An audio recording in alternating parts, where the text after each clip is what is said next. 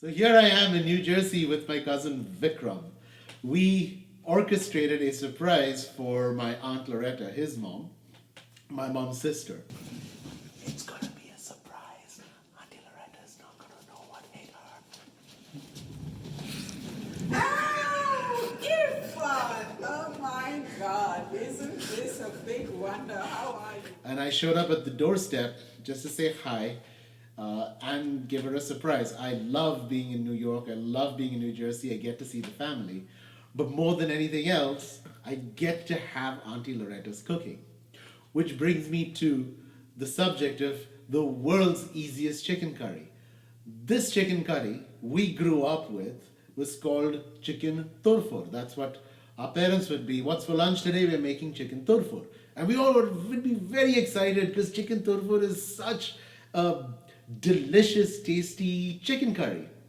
What I didn't realize is that actually is a family recipe because both Vikram and I Googled it for at least 15 minutes to find some trace of chicken turfur.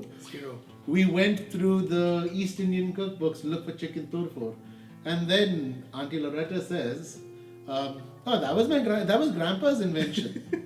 Nothing like this exists on the internet. This is the first chicken turfur video. Aunt Loretta made it for us, and the two of us followed her around the way we used to do when we were kids, but this time with our cell phones, and we recorded it. And I'm happy to share with you Auntie Loretta's hands as she makes us chicken turfur, the simplest and easiest chicken curry in the world.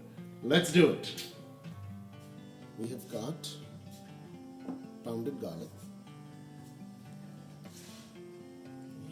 chicken. That's probably about how much? A pound maybe? 1.5 pounds. And you have some chopped tomatoes over here. Basically, that's the prep right there. It is garlic, tomato, and chicken. I think for the uninitiated like me, pounded garlic, so what does that mean? So pounded garlic, if you don't even want to cut the garlic, you can take garlic, put it in a mortar and pestle and just smash it up. Or even smash it on a cutting board. You don't need to have precise cuts. It just needs to be smashed down to kind of sort of a rough paste. So that's important that it's quite fine, however you do it. No, not necessarily fine actually. It should be a rough paste. Because as you see, the garlic goes into the hot oil. And when it goes into the hot oil, if it is too fine, it will burn.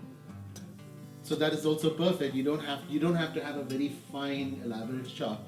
If you just smash it with the blade of a knife, or you just smash it with a mortar and pestle, that's all that matters. Got it.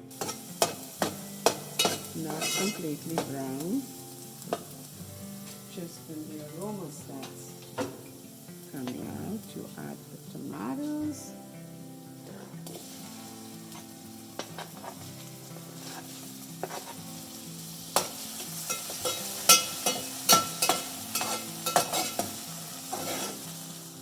Even the cut of the tomato is not a very fine cut tomato. I see.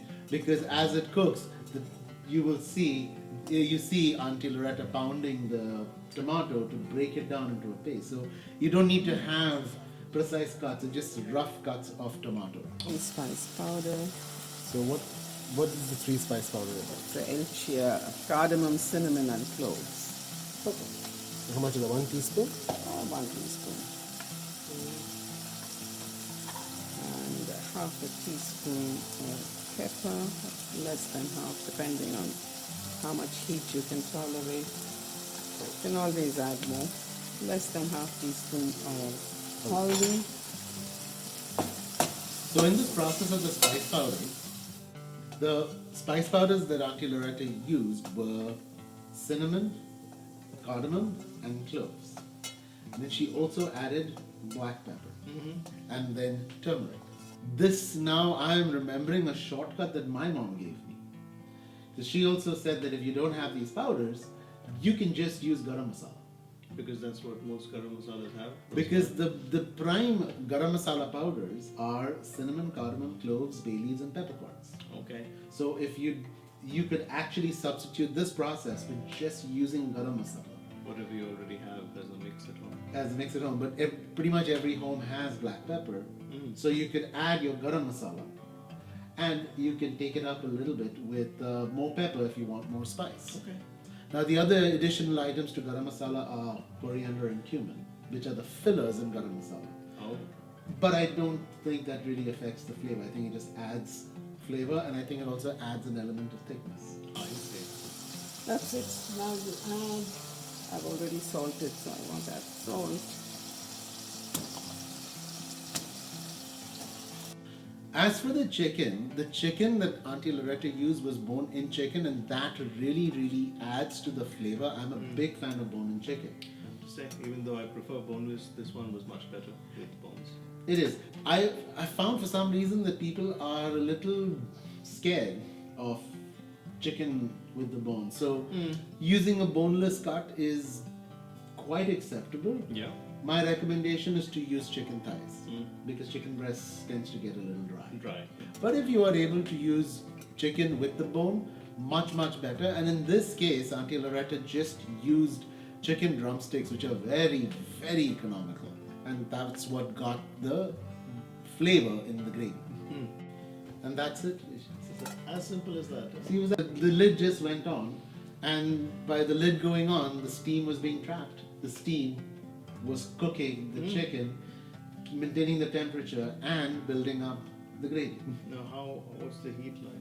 The heat at this point would have to be medium low.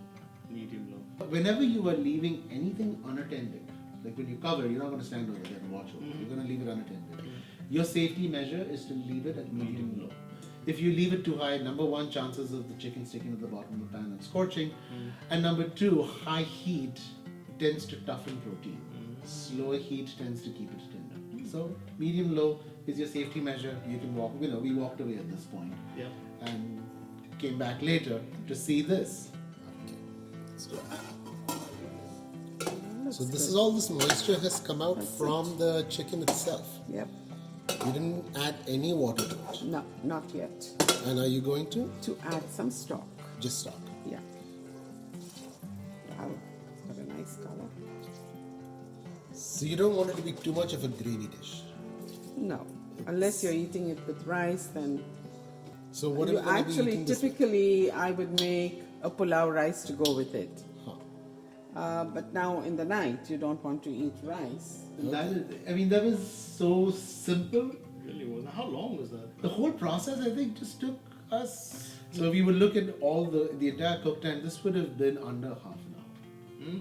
And out of that half an hour, about 15 minutes of that, you're just leaving it covered and letting it do its own thing.